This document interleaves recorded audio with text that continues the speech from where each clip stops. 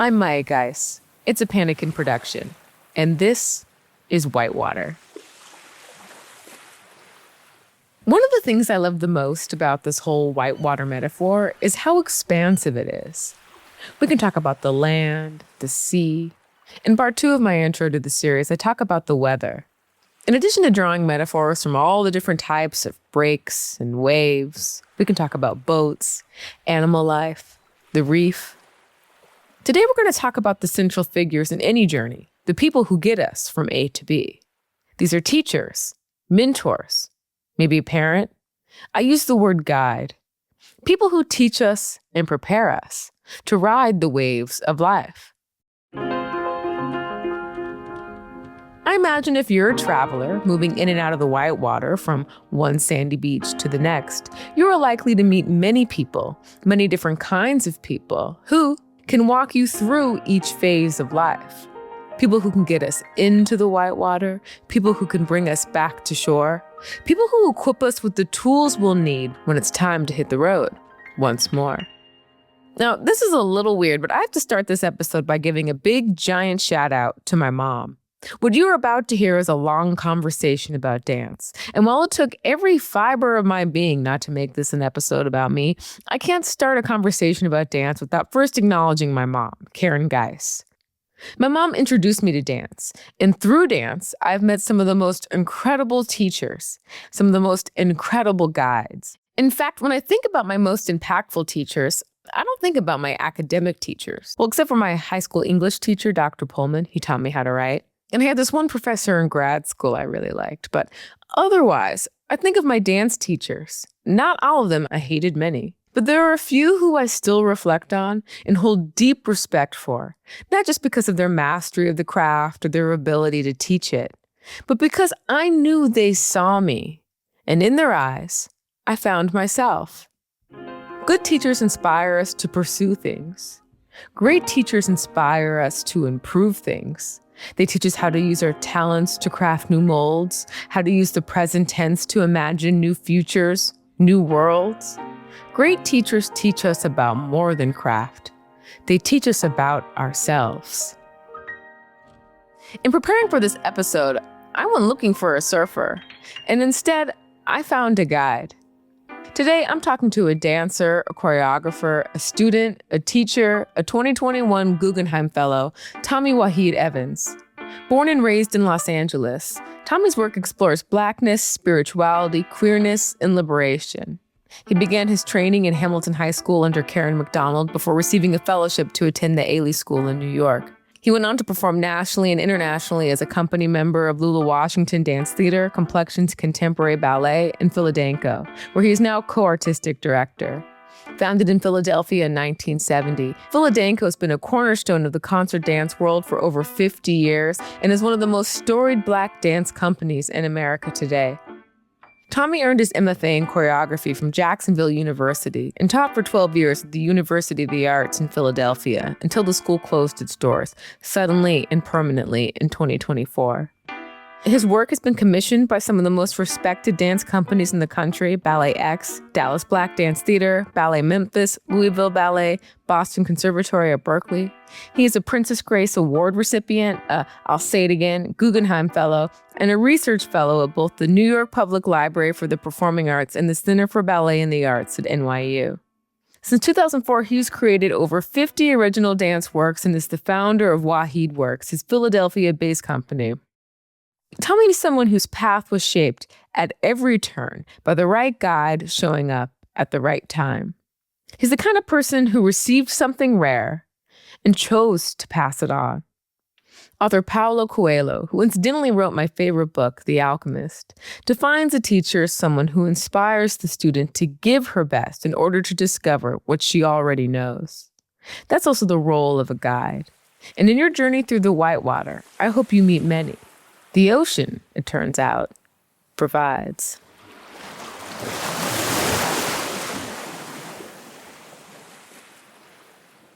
I'm Tommie Waheed-Evans. I am an artist, dancer first. Then I became a choreographer, and now I'm an administrator. Can I just ask real fast? I have to laugh because you describe yourself as an administrator. but your title's artistic director. That's actually pretty funny. Yeah. I've been exploring a new role of a co-artist director at PHILADANCO, but I've learned a lot about admin, helping with grants, overseeing marketing, promotion, production contracts, music rights, programs. I've done more than what I think I will have perceived that artistic director has done. So I am actually happy that I can call myself an administrator, because I don't think a couple of years ago I thought I had those capabilities inside of me. I thought I was just a creative who just wanted to be in the studio, and how we get to the location is, I don't care, have the black car outside for me, but now, I'm carrying copies of passports. I'm carrying insurance claims. Yeah. I kind of think it's dope. That's cool, because a lot of people get to that place and they start resenting the work. Anyway, we'll get to all that, but I had to comment because I thought that was funny. The road from studying dancer to professional dancer to co-artistic director, or in Tommie's words, administrator, is a long one. Tommie's journey to dance started with a love for the church, but not just a love for the church, a love for gospel music. Tommie is from Los Angeles, raised by a single mom. His grandfather was a deacon of her church, and he can still remember the very first time he walked into church and how the music invited him in. The doors of the sanctuary opened, and the choir began to march side to side in these burgundy maroon choir robes with big sleeves and the lapels down the front. And I don't know, the music was bumping, the drums, the bass, the organ, and they were singing the song, "We Come to Praise Him." And I was transfixed. I was like, what is this? I want to be here all the time. And I don't know, I found so much happiness, even though it's a space that sometimes can condemn people and turn people away or turn people off. I was into the organization of it. I joined the choir. I was involved in choirs that heavily trained. Like, we wasn't just standing up and singing "Victory is Mine." We were learning how to warm up. We were learning techniques. I was working with choir directors and musicians, and that's where I think my love of arts just began to be birthed. I love gospel music. I love choral, gospel, church, banging on a tambourine. A song can happen for over 10 minutes and we don't know why we still singing this song. I feel that those influences are in my practice as a teacher. I find myself singing when I'm teaching. I find myself standing on chairs. I find myself marching around. I teach a phrase at the end of class and the dancers just have to keep doing it over and over and over again. That's call and response. And moments when you feel like you're becoming fatigued, spirit just comes through. But ultimately, this practice of freedom, that's gospel. Church taught me to be free in the moment. Don't worry about who's watching you. Don't worry about what you're wearing. If you gotta run, you gotta run. If you gotta lay out, you gotta lay out. You're led to do that. You're having this outer body experience. And I think I translate that into dance. Lose yourself. Be willing to lose yourself. But as much as he loved music, life had other plans. Everybody thought I was going to be a gospel youth evangelist or something. That wasn't my path, but it definitely was a way for me to get on a path to find the ultimate thing. That's the beauty of being surrounded at a young age by generous spirits. People who show you and expose you to new things, new experiences, opening new possibilities, new doors that may have otherwise remained closed, unexplored. Fortunately for Tommie, he was surrounded by such people, incidentally women, who made sure that he found his way along his path, almost as if they already knew where he was going. I graduated junior high and I was really into cheerleading. And I wanted to go to George Washington High School to become a cheerleader. And George Washington High School also had a really good gospel choir. And my mom listened to me make these requests. And she said very gently, no, I'm sending you to Hamilton High School. Alexander Hamilton High School, which is in the West Side LA neighborhood of Castle Heights, is on paper a public high school. But Hamilton is also home to the Academy of Music and Performing Arts, a magnet program offering intensive training in music, dance, theater, while still providing a rigorous academic environment. I had a lot of friends that went to Hamilton. There are only a few reputable public arts magnet or extension high school programs in Los Angeles, and Hamilton is one of them. My best friend Samora's mom told my mother, Tommie needs to go there. And my mother was like, that's great. You're going to get bused there. I went for orientation. I walked around and I could not audition for anything. I couldn't do it. I couldn't decide, go to the jazz department and audition and get placed. Go to the vocal department and have an audition and get placed. Go to the musical theater department and get placed. I just couldn't do it. But I walked around for the entire afternoon and I walked by the dance room 3 or 4 times. And somewhere in there, the dance teacher, Miss Ujazi Calamay, looked at me and said, do you want to come in? Come on in. And I was like, no. I was like, no. But I just remember being so intrigued. And I mean, I could have gone into those other 3 auditions and sung any song. You know, I just kept looking at this dance thing. It's while he's talking to a school counselor that he figures out that if he takes a dance class, he doesn't have to take PE. And dance is already a requirement for musical theater. And if he's a musical theater major, he can sing and dance. So, boom, let's do that. I'm doing it all. I'm a musical theater major. I joined the gospel choir because the gospel choir director who was at George Washington was actually now at Hamilton. Very prominent, very popular person, Fred Martin, speak his name. If you sung gospel in Los Angeles, he was one of the people you wanted to sing it with. So I'm like, he's at the high school. It's a course. Why not? And I'm doing all 3 of these things. Dance, musical theater, gospel choir. Dance, musical theater, gospel choir. Eventually, I don't want to take the musical theater classes, but I got gospel choir, I got dance. Then came my senior year. I was like, it's dance. It's dance. This is what I've been looking for. I think I was trying to find dance, or dance was trying to find me. Because what dancing does for me, singing didn't do. And when I say that turned my family every which way but loose, people was confused. You know, my grandmother would always say she thought I was going to sing her into the gates of heaven. And of some kind, when I started dancing, she was like, this was not the plan. My mother sent me to Hamilton High School to deepen my music in some kind of way. I started dancing.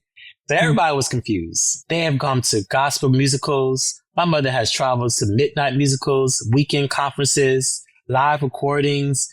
She was just like, what? And now we are Alvin Ailey watching Revelations. She was like, what? And you want to what? And what? And it's just so confusing. I'm buying tights when you got a closet full of choir robes and suits. A defining moment came in high school when I went to Las Vegas with the gospel choir. And it wasn't bad, but it was like, I could have been doing something else. I didn't really have to be here. It was like one of those moments. And on that Monday, we got back. My dance teacher, Karen McDonald, who is now the dean and director of the Debbie Allen Dance Academy, she said, hey, the Alvin Ailey School was auditioning this past weekend. Why were you not there? And I said, oh, I was in Vegas with the gospel choir. And she simply paused and she said, don't you want to dance? Don't you want to be a dancer?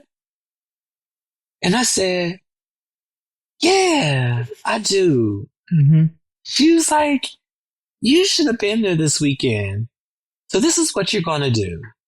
You're going to call the Alvin Ailey American Dance Center. You're going to say that you're a young man in Los Angeles who missed the audition, most likely they're going to tell you that you need to fill out an application and take pictures, and then you're going to send it back. And most likely because you're a male dancer, you're going to get in. So you're going to have to go to New York this summer to go study at the Ailey. I got home. I told my mother, it is March. The semester starts in June. My mother, Melba, said, and that's when I knew I had to get this boy to New York because he's getting in. It's happening. So I got in.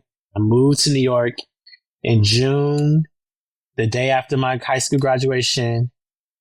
And when I walked into the Alvin Ailey American Dance Center, which is now called the Ailey School, it was just like, I have found my tribe. I have found my existence. It was like all the parts of me came together without me even knowing.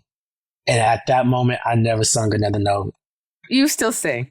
But I still sing. I sing when I talk too. I'm sure your listeners can hear it. I sing when I talk. I give a little me. You know, it's there. That's funny. You know, that's so interesting. And it's so cool how it's like sometimes the craft chooses you. And it's so interesting how you felt so called to dance. But this confusion from family is real. You know, and I decided that I didn't want to dance anymore. My mom still talks about it. She still gets Dance Magazine. I say this to students all the time, in which I'm sure this was your situation too. Two things: that your family is on the journey. They are your first fans. So sometimes you don't have to work that hard to impress them. Just show them what you're doing. But then sometimes you have to show them what you're doing. I had a performance in LA one time while I was dancing. And I said, I need to show my mother my work. She supports me. Sometimes she pays my rent. Sometimes she pays my phone bill. She's listened to me cry when I was rejected.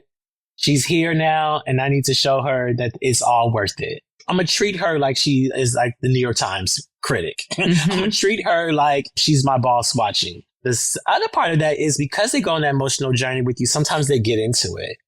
Sometimes they're into that experience of you in that thing. And I think for my mom, when I used to step up to that mic and start to sing whatever song I was singing lead in, my voice didn't change until I was like 15, 16.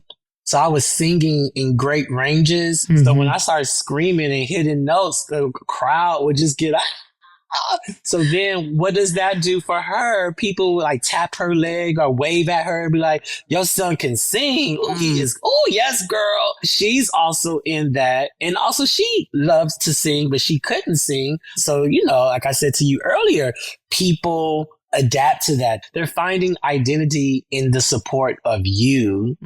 So then when you switch it, it's like, now, wait a minute. It's real. Can we talk a little bit about teachers? Because I know, you know, we both had Karen McDonald as a teacher, and I know she's changed a lot of people's lives. Miss McDonald, I'll just say right here, is one of the most respected dance educators in Los Angeles. She is, in the truest sense of the word, a guide. Certainly not the kind of teacher to just let talent slip by. I would just love to talk to you about how you think of and who you call your most important teachers and why. Oh, I clearly see you want me to cry today. Oh, no. Yeah, Cam McDonald is just the game changer. And I don't want to negate Michelle Blossom and Ujazi Calamé. Miss Calamé was the teacher at the high school, but Miss Calamé came up with the idea that Miss McDonald needed to teach at the high school. So she found the money, and Miss McDonald came on Wednesdays to teach us. But the funny thing is, Cam McDonald taught them, right?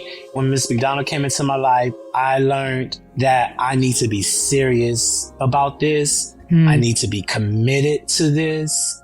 I need to show up for this. I need to try my fullest for this. I need to work for this. You learn that thing of discipline when you stand up taller and you sit in those rib cage and you stand not moving your porter bra, but like you're in it. You're in it. I gotta say it again. You're in it. Not like I'm petrified, but very much like she's here. Let me stand and let's go. I feel that Miss McDonald is the first person to influence me as a choreographer. I think before that, everything was either a gospel song or some type of like R&B, Roberta Flack, something entertaining for the audience in my sensibility. But with Miss McDonald, we danced to John Coltrane, Keith Jarrett. We was doing abstract, you know. My mom would say, ooh, it's just so artistic. She said, I feel like I gotta think when I'm watching it. I love it. So yeah, Miss McDonald, she was this game changer. Everything shifted and clicked and then moved. The genesis of who I am right now, she just brought it all together. But I want to add something that's very important to me. Miss McDonald wasn't toxic.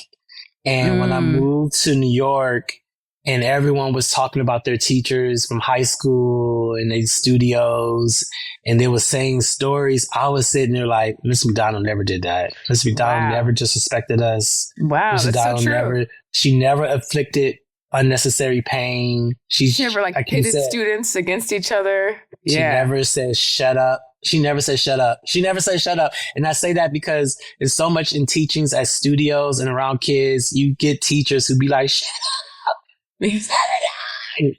She never did that. You know, she never did that, but we stood in line. She said, you got to put that hair in a bun. She will call you Helen. Helen. Come here, Helen. And they'd be like, my name's not Helen, but your name's going to be Helen right now. Like, she would do that. Oh, yeah. But she spoke to us. I want to tell a very important story about Miss McDonald. It's always a story with my mother. So we decided I'm going to New York. I got into the Alvin Ailey American Dance Center. I'm going. She said, on Saturday, can your mother come and pick you up from class? And I said, okay. And we sat down after class, and Miss McDonald looked at my face. She said, Tommie, are you serious about dance? I said, yes. She said, this is something you really want to do? I said, yes. She said, okay, well, Mom, I'm going to be the first to tell you that they're going to have an issue with his body. And I want him to start to work on it now so it does not break him. And if he hears it from me and we talk about it in depth, then he knows what exactly it is. And he doesn't have to get into environments and go completely crazy and lose himself or get down on himself. He can stand and he can do it. And basically she laid out like, you can dance. You can do this. They're going to pick on X, Y, and Z. And I think what that did for me down the line, I never gave up. Said teacher, said choreographer just does not want to see me. I would go into hydro mode and I would become undeniable. Like, you're going to see me. You're going to recognize me. I didn't take the body thing in severe blows, which I noticed some people would.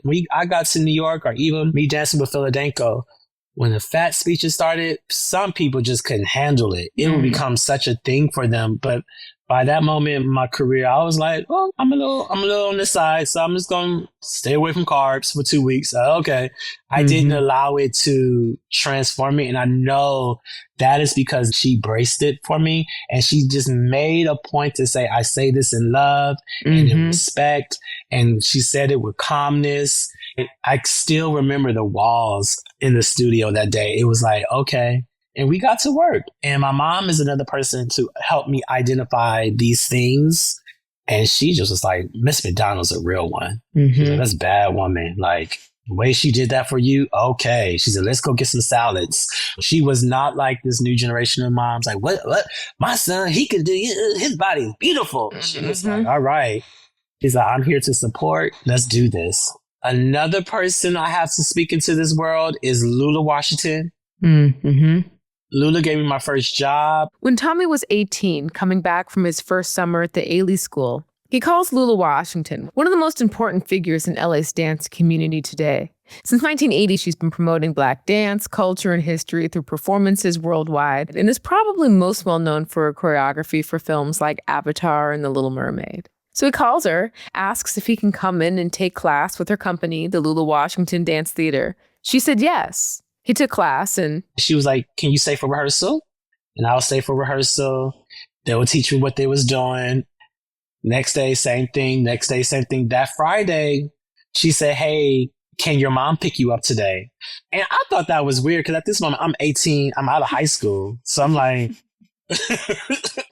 I don't know what that's about, but okay. Mm-hmm. She said to my mom, she was like, I want to hire Tommie. She said, I want him to be an apprentice. She said, I'm going to pay him.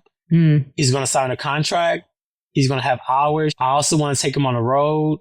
She said, I just need commitment from you that if he ever was to do something that gets out of line, that number one, I have the permission to get him together in that black woman way, right? Lula's a black woman. Lula is a black woman, honey. Mm-hmm. She said, I've had younger dancers in my company before, so I want to make sure that I'm able to snatch him up if I need to snatch him up. And my mother was like, yeah, do what you gotta do. You know, boom, boom, boom. But the funny thing is, years later, I feel that these young artists sometimes, they struggle with being paid by people and doing gigs for free and all that stuff. And I just be like, my first boss paid me. And she paid me a good contract for dance. It wasn't like I was getting paid like $100 and I had to sweep up the papers outside and do extra work. No, she paid me a wage that I was able to live and do my thing. And I got to then start to travel. Was there anything that you learned out in the world, like being at the Ailey School or like your first experiences with Lula about dance professionalism that you hadn't really learned before? Yeah, Lula taught me all of that. She taught me very professional outlines. I learned about itineraries. I learned about call times. I learned about traveling as a group, getting to the hotel together, getting to the airport together. I learned about the rules of when we get to the airport, find the gate first before you go find food.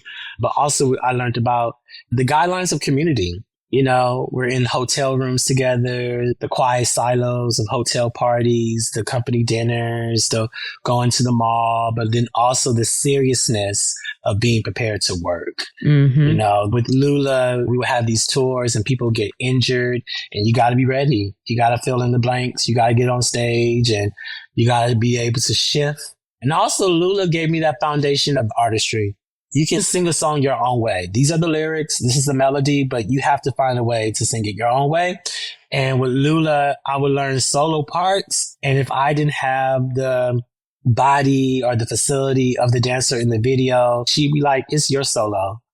You know, so she taught me how to show up to the space, show a possibility, be in it, be fearless. Something I wanted to say about Karen McDonald was like, she was the only dance teacher I had in the modern contemporary dance space where I was improvising as tap dancer, but learning to improvise as a modern dancer, like you were forced to put your sauce on everything.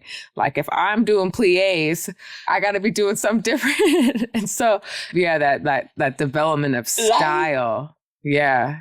What I'm talking about here is how in Miss McDonald's advanced classes, we were heavily encouraged, in some cases required, to remix basic exercises, to do creative things with our arms and upper bodies, all the while our legs might be doing traditional classical movements like pliés, tendus. We were being asked to improvise. It was never enough to do the exercise we were given. We had to bring weight. We had to bring meaning. We had to bring energy. We had to bring story. We had to find a way to do the thing in the way that only we could. That to me is one of the only ways you can really develop style, not just as a dancer, but as a person. That's what I mean by sauce. Anyone can follow the rules. I feel very lucky to have had teachers that allowed space for me to get really good at bending the rules. I know we talked about her, but like, yes, in that freedom of interpretation, it's required with her, whether you know it, and she don't explain it. She never taught me how to improv. It was just something that she would give out these commands and you just did it. You swirled around. But then fast forward, I get into a company and we're doing improv practices at the beginning of certain choreographic residencies. And I'm like, oh, Miss McDonald, okay, boom. But the best thing I always say when I became a professional, a woman I have to shout out. I'm so sorry. Deborah Chase Hicks. Let's just speak her name. Let's let that sit in the air for a moment. She's on my wall up there. She was the rehearsal director of PHILADANCO. As a rehearsal director, she would say, change your head, change your costume, be in your character. That's what she would say. Be in your character.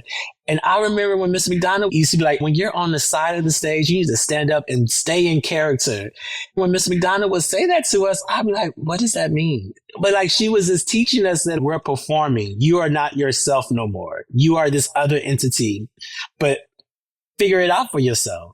Try some things. So that then as I started to become an adult, I was like, oh, now I actually know what character work is. But she was planting those seeds, but finding your individuality in her plies. And like the creative port bras in her plies. And like, we're in high school and some of us don't even dance, seriously. But you talk about being a creature and a front attitude. Like, what do you mean? But you didn't question it. You said, okay, like this. You just imitated her. You like, okay. And that's another thing I think she did well for me in that moment. Miss McDonald, she was elegant. She was statuesque, and whatever she did not explain, it was just in her body. Yeah. Teaching through example. You live it. You live it. One more thing I wanted to say about improvisation in any medium. It's the practice of instant decision making. Quick, in the moment, based only on where your body is now and what where you're coming from says about where you're going to next. You're reading the room, the music, the people moving with you. Maybe it's just a feeling. Maybe there's an objective. You're responding to many inputs at once. And that response, how you are choosing to respond, is again where style comes in. Improvising is the art of knowing your medium, your body, your facility so well that you can execute whatever you were thinking exactly when you were thinking it. Not just because your mind is sharp, but because your instrument is ready, because you've put in the work and you are confident in your craft.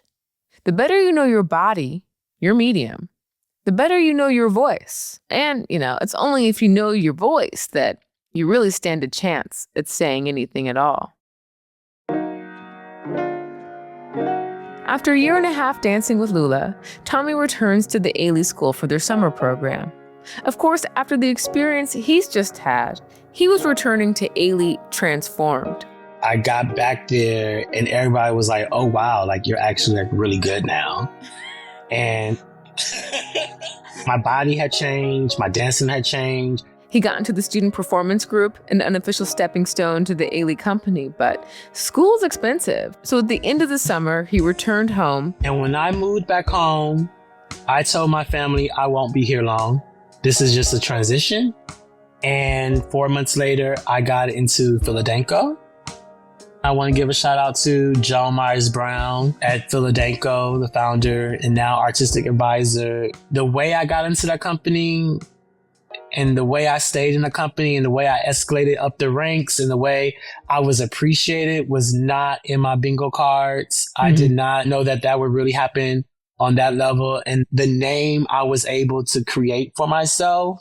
And then the fact that I was also able to start choreographing while I was in the company through her series called Danko and Danko. The genesis of me as a choreographer definitely got uplifted and pushed out into the world there. He danced with PHILADANCO for almost 7 years before leaving to do a short stint with Complexions Contemporary Ballet, a group of people who are as technically precise as the most ballerini of ballerinas, and yet as strong, as viscerally free as the most captivating modern contemporary dancers. A company whose dancers and repertoire are so distinct that when I saw that Tommie danced with Complexions, I knew immediately what kind of dancer he was.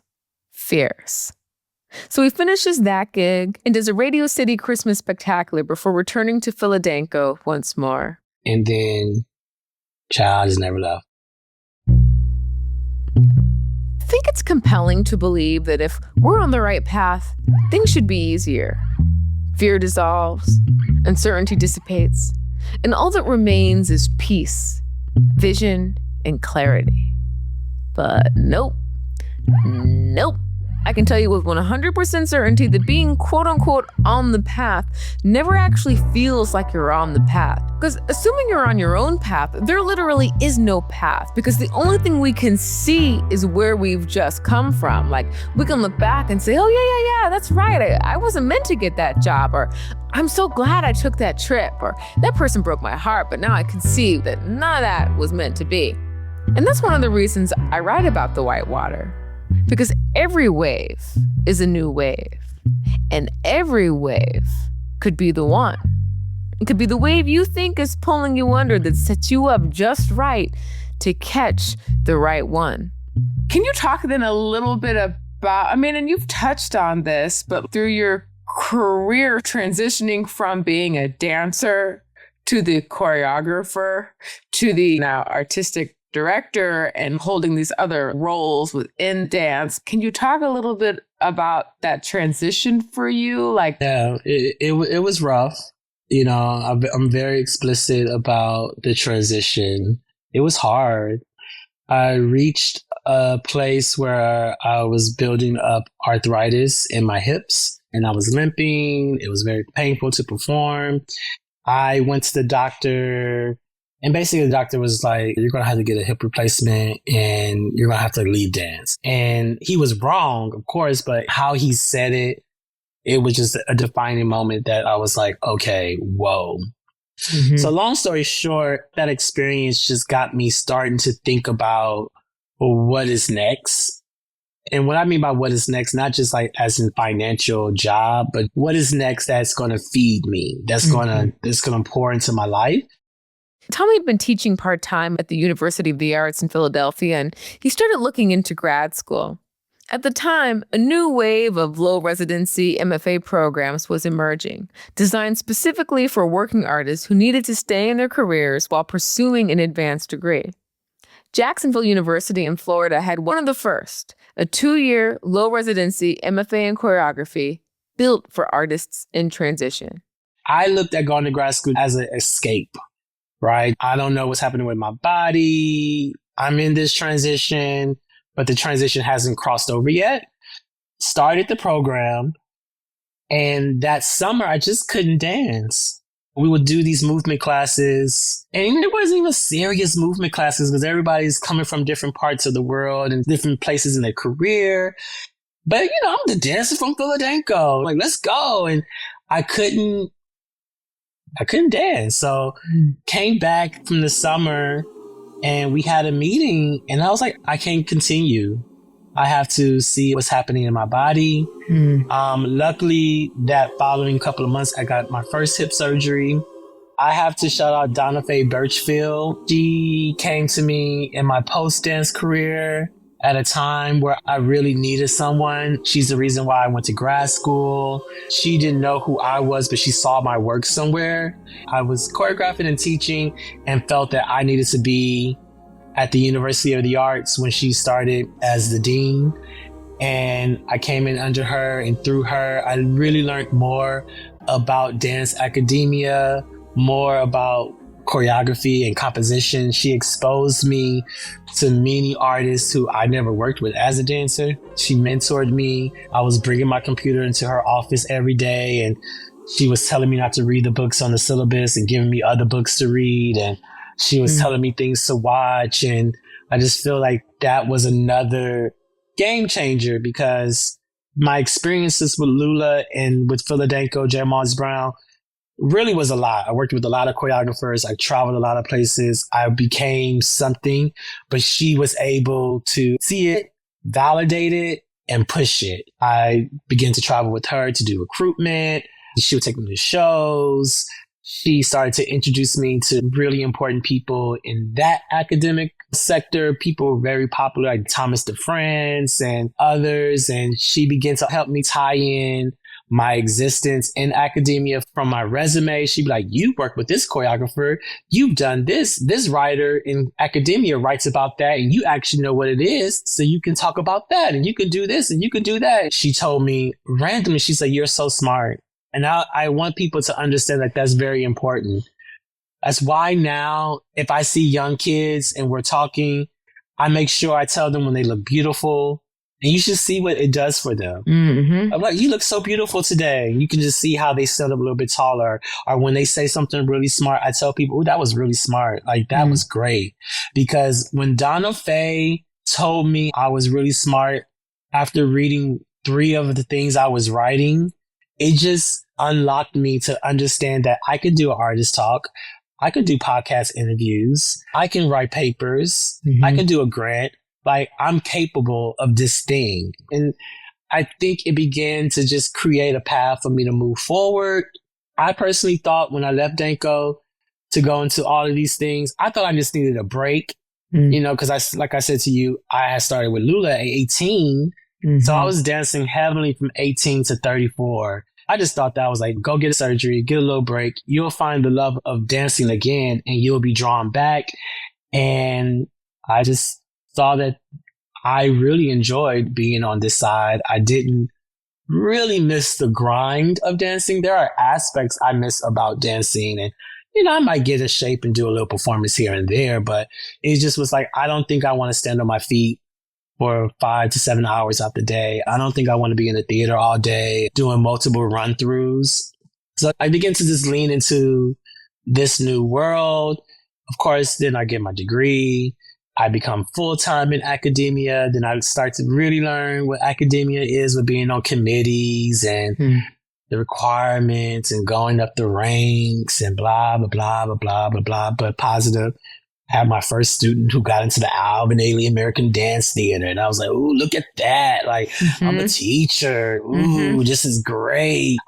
This new world, of course, presented new doors. And Tommie, curious fellow that he is, quickly started to unlock the possibilities this new world provided him.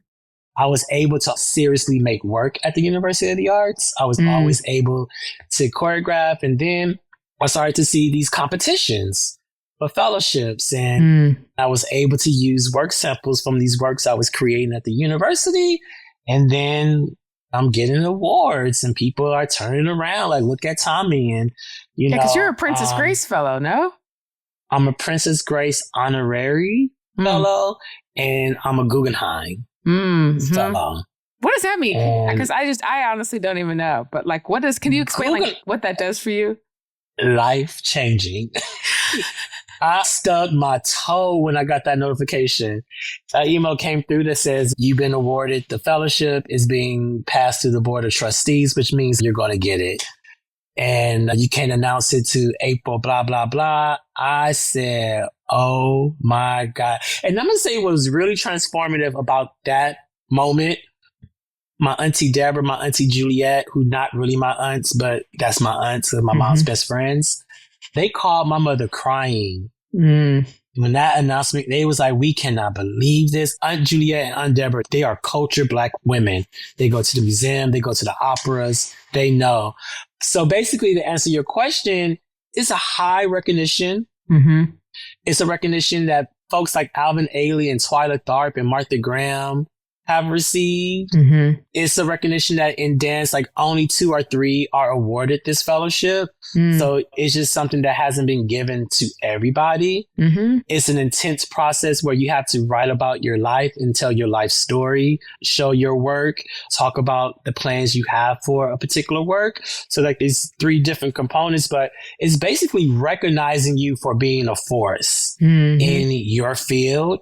And then it's very heavily monetary. They give you a nice big award that definitely changed my whole tax bracket at that particular time. And it's an award that a lot of academics, when they get it, they take a sabbatical. But when I got it, I was like, hey, I'm not taking a sabbatical. I'm working. And they were like, no, it's really for you. And it's unrestricted. I think any award you get is validating, but I think I was proudest because you have to tell your story. And not just like, my name is Tommie and I'm from Los Angeles and I found dance. Like everything I've been talking to you in this podcast was written out. I talk about going to church, the pageantry, the da-da-da-da-da. You know what's interesting? Oh, sorry.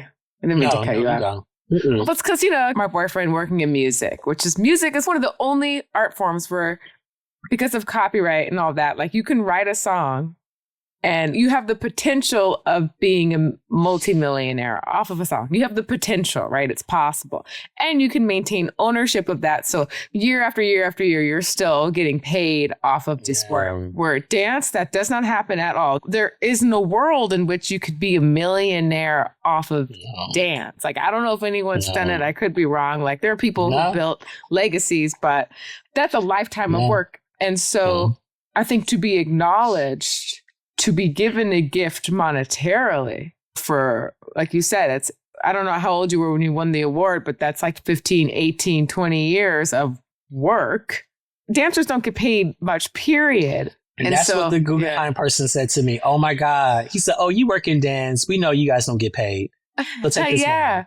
The other thing that I learned, I had experiences where I was getting paid to dance and I'm touring the world. I know I did run at the Joyce, and then you come home and you're dancing with your friends and people are being really weird with money because everybody's broke, and you have these experiences. And I felt like I was in retrograde for a while. I just think that there's a conversation about money in the dance community that doesn't really happen, and when it does, it's through the lens of someone not being compensated. And it's like, with that in mind, if you want to talk about that at all, but like, what are some of the other things people don't realize about the life of a professional dancer? Specifically, not even commercial dance. Like, you are a contemporary classical concert dancer. Yeah, there's no money. I think you hit it on. There's no money in most dance companies, right?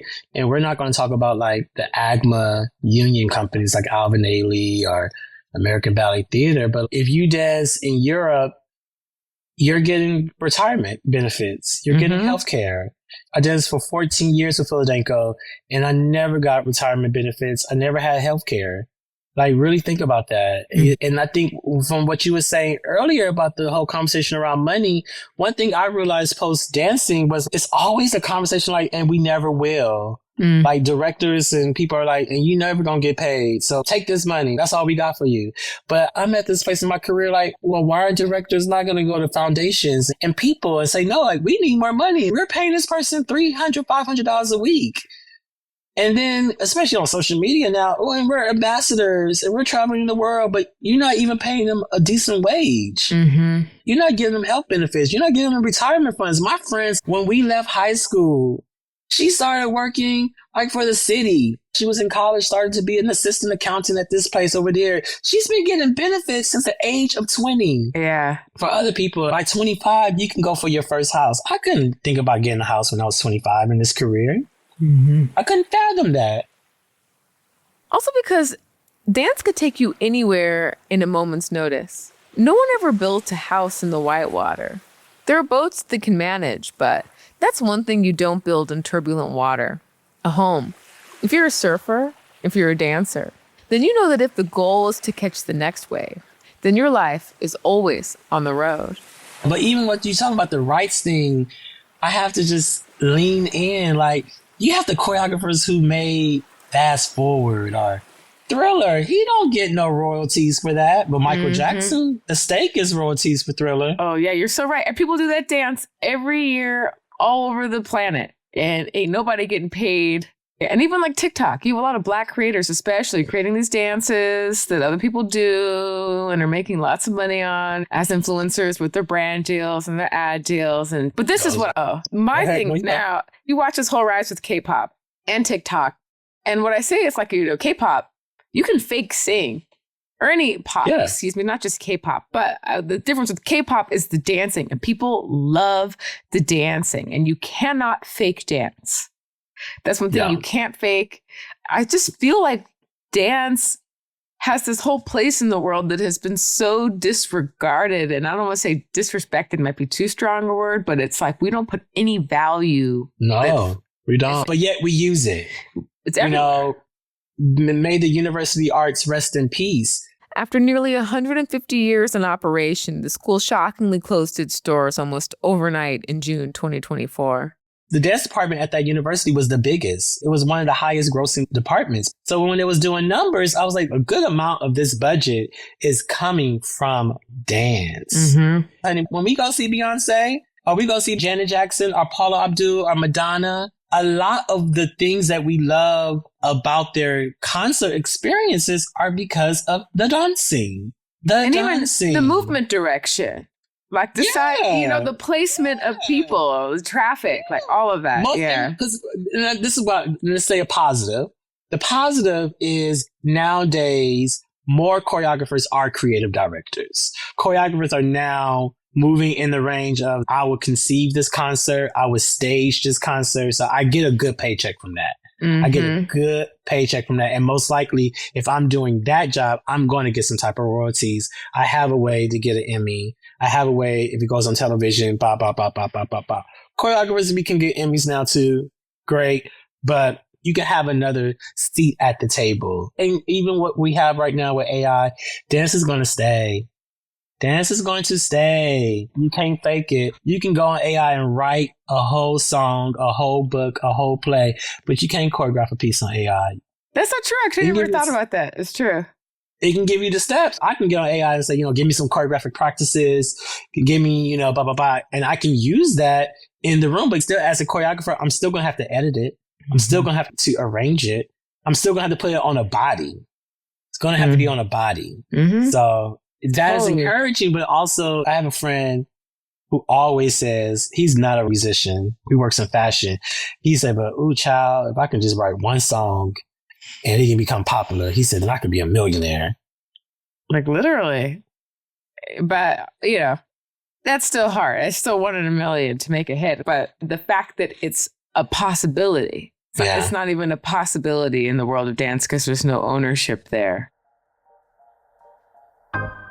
What do you think makes a great dancer? I think what makes a great dancer is having a great understanding of yourself as a mover, as a technician, but also not limiting yourself by the things you don't have. Knowing that, my leg may not do this, but I can make my leg do this. I think what makes a great dancer is to be open to feedback, whether it's negative or positive, and understanding that you can turn a negative into a positive. I think what makes a good dancer is doing it for yourself and not for the recognition of others. I think what makes a good dancer is being open to the many different paths you can take, but also being bold and sure enough to say what you really want and to go for it. I think what makes a good dancer is those who go see and experience other art forms and let it influence your art form. But then also what makes a good dancer is to go see your art form and to see it on different bodies and different contexts, to understand the different ways to express, but also to understand the different ways you can be. What makes a good dancer is to just show up. Full body, mind open, just show up and go for the ride. I appreciate that the things Tommie names as making a great dancer are the same things that make a great person. That's not a coincidence. That's character. Years of study, of being led well and leading others, of understanding what it means to not only show up, but to be an example, to be a guide. The more I talk to you, I feel like so much of this, our conversation really centers on education and those early foundations and examples and teachers and mentors and people that are really setting the bar, not only for you, how they look at you, how they see you, how they invite you into the space, but the respect they have for you in the space and then how you want to give that back. It's like so reciprocal, this culture of just constant giving and receiving. I think that's so just beautiful. I love that you made that connection. Oh, yeah. But you're an educator, like you had your whole career, but now you're at this place where people are looking to you, like you are giving that consciously back to this whole new generation of dancers. So, of course, it wasn't too long before Tommie ended up with a dance company of his own. He didn't go looking for the responsibility. The responsibility found him. There are some companies that are formed because a choreographer just got an opportunity, and that was me. I was making work. But then I had this idea that I wanted to do a full-length production. And I was at a place in my career where no company was going to hire me to do that. A company was going to hire me to do a 10 to 15-minute piece, and that's it. But I had this idea to have an hour piece. I would have to produce that myself. I would have to do that myself.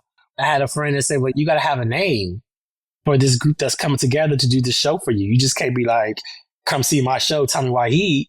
He was like, let's make up a name for a company, for a collective. And I was very adamant. I don't want to start a company. I want it to be a project. I want it to be a project. So he said, put that in the title, a project. So some kind of way we landed on waheedworks ... a dance project. And I did this show. My first show was Meetings Along the Edge. It was around the time of MySpace, and that was my promotion. Didn't know that MySpace was actually the best promotion around that time. So ended up being sold out. People liked what I did. And then just from there, I would get another opportunity to do this, another opportunity to do that. And the opportunities from the beginning were always like big, big as in if I was to do the opportunity, it would be a game changer. So it left me in a place like I would have to accept it. For instance, one big opportunity was I got presented in New York at Summer Stage under the direction of Danny G, who's now at the Joyce. But Danny was like, you have a company, you need to come and do something at Summer Stage in New York. So when I got that call, I was like, I can't say no. I have to go. So I have to raise the money. I have to figure out a rehearsal plan. I have to get the costumes there, the sets there. So people saw these things. And in my head, I'm just like, I did that one gig. I did this one show. I did this one festival because people asked me to be a part of it. But over time, people was like, you have a company. And it's becoming respect. So that's how it just began to start, just out this necessity. Another moment came. There's this big festival that happens in New York at the Joyce called American Dance Platform, where Ronald K. Brown was the curator. And I simply walked into a Brooklyn studio to go take a Ronald K. Brown class. And he said, hey, I was just thinking about you. He was like, I'm the curator for this big festival that happens in New York at the Joyce called American Dance Platform. I want your company to be a part of it. And of course, I say, okay, it's the platform that PHILADANCO, Dallas Black Dance Theater, big companies were a part of. I know this opportunity is really huge, but then it takes more shifts. Danny G, who was the curator for Summer Stage, she's now working at the Joyce. She knows my work and she says, hey, this piece right here, Bodies of Sight of Faith and Protest, which was my thesis in college, right? She's like, that is actually a really good piece and is very important. It dealt with the civil rights movement and Dr. Martin Luther King's speeches. Gets to the Joyce. We opened on a Thursday. 75% filled audience. By that Saturday, our Sunday show was sold out. The executive director of the Joyce was saying how people were calling her trying to get tickets to come and see this thing because they heard about it. What then happens? Someone from Jacob's Pillow is in the audience and simply says, hey, we're finishing up the curation for the festival this summer. Can you get your company there? Of course, we're going to do that. We're going to go to Jacob's Pillow. What else happens? Daria from USC Visions and Voices is in the audience. She says, hey, I'm putting the season together. Can you get your company to California next February? Of course. We're going to do that. Like, we're going to get there. It just started to happen. We started rocking and rolling, and we're still rocking and rolling. Right now, it's definitely more project-based. We're revving up for this 2027 premiere. So my company was just awarded a nice grant through our fiscal sponsor, Philadelphia Dance Projects, for a grant from the Pew Foundation. Nice. It is to be for a production that I've been working on for the past couple of years called Sermon on a Mount.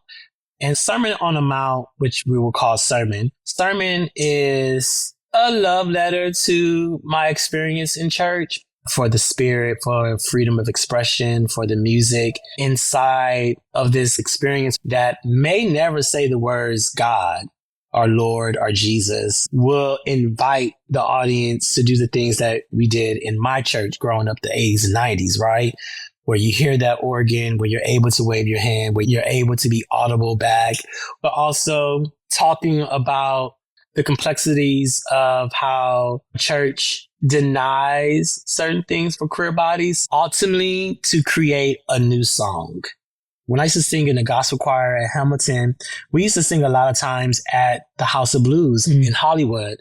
People would be at these gospel brunches drinking mimosas and Bloody Marys. Definitely never seen a Baptist or a holiness church a day in their life, but some kind of way are just taken by the experience, understanding the spirit we was passing to each other. So I desire for sermon to take on that feeling. I love that. In talking to you, it seems very obvious to me, and I'm sure that over the course of your life, it hasn't always felt this way. But it seems very obvious to me that you are someone who is very clearly on the right path, the path they're meant to be on, because of the way that the universe has unlocked these doors for you. Or it's like everything you've done, like one thing sort of leads to the next. Of course, that also says a lot about your just tenacity and how you lean into every opportunity, because it's like you're saying, like the Guggenheim, it's just like, you know, me in my world working with agencies and whatever, it's a lot of awards. And I always tell people this, there's no one in the world that just like gets an award. You have to apply for that award. You might have to pay to submit, but like you sitting down and writing that grant application and writing your story pre-ChatGPT, you know, like the time it takes to do the work. So it's not so much that the opportunity just came and landed in your lap as much as you saw it and you worked for it. You also then received those gifts. I want to be honest, though. I always wasn't that easy. When the path was set that my career was coming to an end, but I'll be moving to this next chapter, it was devastating. A lot of tears. When Desmond Richardson told me I was not going to continue with Complexions Contemporary Ballet, it was just so devastating. But now for Dwight Roden, the company's other artistic director, to just simply be texting me about things, it's like, this was always my path and it's all fine. Like, we're fine. Now we're fine. In a way, now you're peers, right? Yeah. Where it's like you sort of move from being like, okay, I need to impress this person so I can work with this person, to now it's like you're peers and you're sharing and you have that collaboration and exchange in a different way. In a different way. He experienced a similar blow when the University of the Arts closed. A lot of my friends did. Tommie had been teaching at UArts for 12 years, 9 of them full-time. It'd become the main space for his creativity. Before the school closed, he'd come back into the fold at PHILADANCO in his current role as co-artistic director. But he planned to do both, teach and work for PHILADANCO. So when UArts went away, Danco was there. That was my path. I was like, oh, well, now this is the road we're on. Okay. There's a couple more questions. Are you good on time? Do you have a hard stop? I'm very good on time. Okay. What keeps you in dance? Do you think it's the community? Is it the art? Is it the medium? Is it the potential to share a message? I want to change the world. And I want to be a part of changing dance. The larger conversation. I want to influence and change how we as Black people are inside of it. I come from the tradition of the Black dance aesthetic. I believe in it, but I also see the problems inside of its teachings and its ways of moving through space and in composition and performance. But I've been influenced by these other things that I feel can break its boundaries and move it forward. And I want to be a part of that. I want to be a part of that. I know that there's many people who are doing it. Alicia Graff, Kyle Abraham, Camille Brown, Ronald K. Brown, Rennie Harris, to name a few. And I want to be a part of that conversation. Can I just ask you, is there anything else you would sort of say about what that means to you, about breaking that cast? Well, that's a whole nother podcast where we can list the things that needs to change, right? Yeah. But I mean, to kind of start speaking towards it, and it might not make sense, so I'll talk in draft. Miss McDonald showed us a videotape of episodes by Ulysses Dove, and I knew that was transformative. Without her telling me the story of how when that piece premiered in the theater, it shifted the conversation.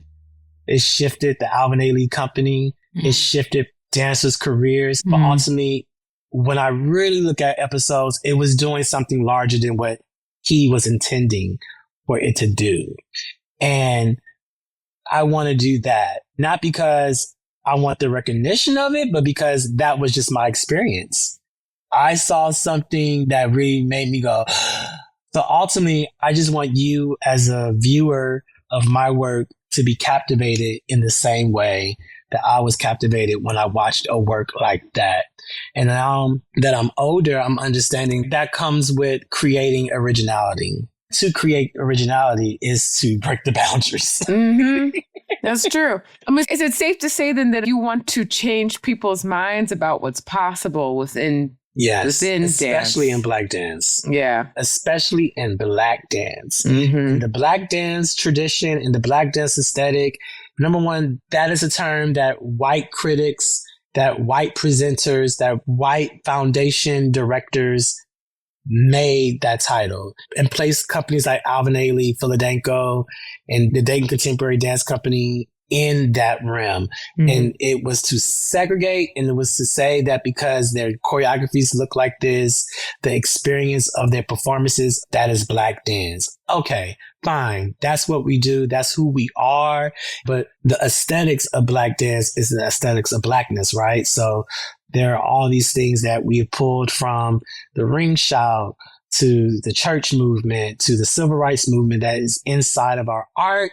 And now we're in a time that we can expand on that and we can showcase that to the world in these other exclusive spaces. And yeah, I've been influenced by Pina Bausch.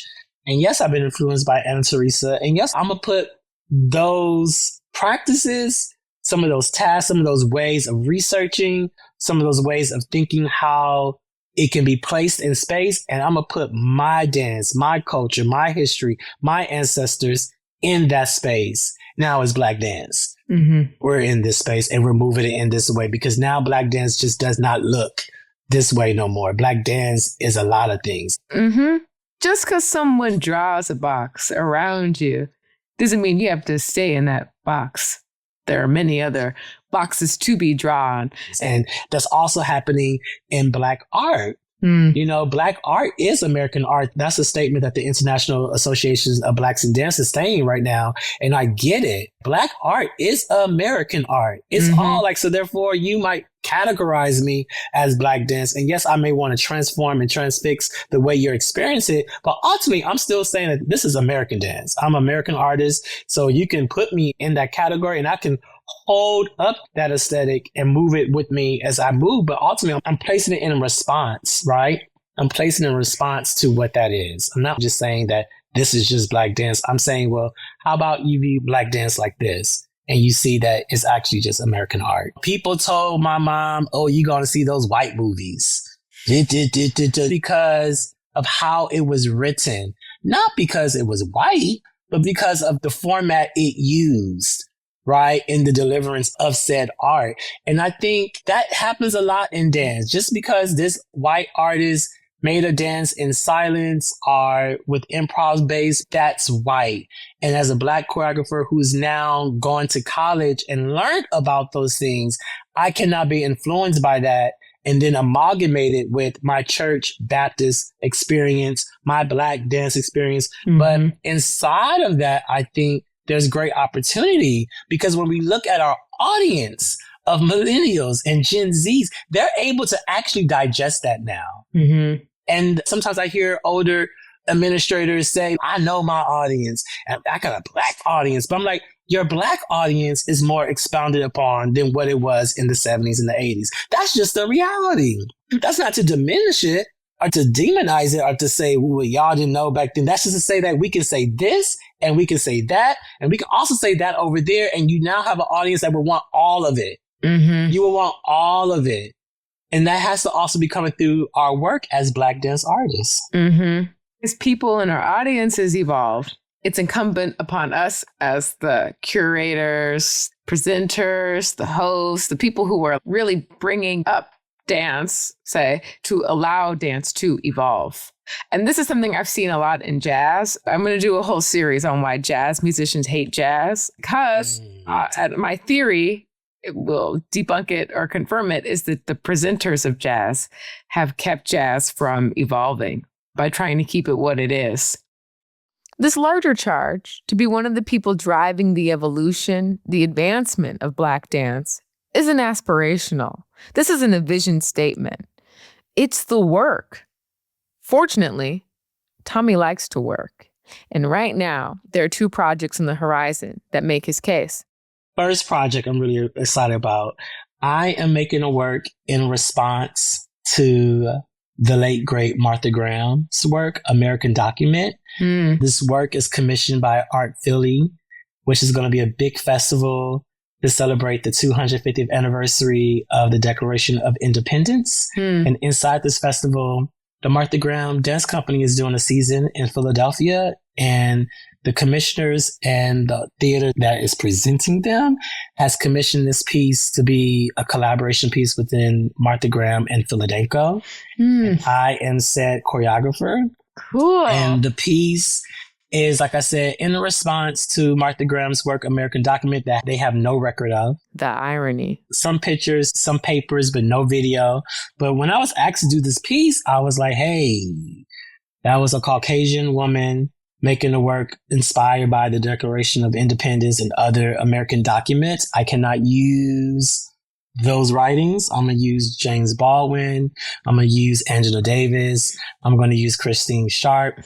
I'm going to also use the music of Nina Simone's Cinnamon. I'm going to use Bridge Over Troubled Waters, Aretha Franklin live version. And I'm going to use Kendrick Lamar, Sing About Me, Dying of Thirst. And I'm going to create a world that is reflective of some of the things I was talking about, pushing the boundaries of Black dance aesthetic and of Black art, and lay it into this space and make it epic in the way that Martha would do, but using my sense. Because also in my research of the work, of her work, of my document, they always say that it was during a time that she was starting to shift, and it was ambitious, and it was taking this leap to go into this direction that began to make her the iconic figure that she is in dance. So I said, well, I wanted to do that same thing. Because, you know, a lot of times as Black artists, we don't give ourselves permission to be ambitious, to really, to do something big. We play it safe, especially when it's in a white space. But I want to make a big, epic work and stand in that truth and understand that I can do it. And then my second project I'm very excited about, I am going to be doing the Choreo Lab that will hopefully build into a full commission piece for Complexions Contemporary Ballet. Oh, cool. I love this. That's exactly what we were saying earlier. And it's healing for that reason. Because even though the way I had to leave Complexions was completely unexpected, and it wasn't because of my talent, it just financially wasn't agreeing with their structure at that moment, it was really devastating. It was a really sad time in my career. And when Dwight Roden texted me and asked me if I would be interested in doing the Choreo Lab and how it could potentially build into a commission, I just felt great. I just felt so much peace.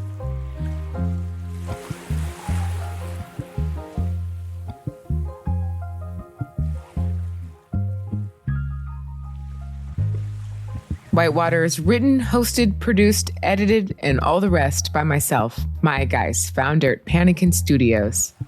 Panikin Studios is an interdisciplinary shop of thinkers and doers. Medium agnostic, we're half think tank, half content studio, creating a whole machine that produces news stories for smart audiences. Learn more at www.panakin.co.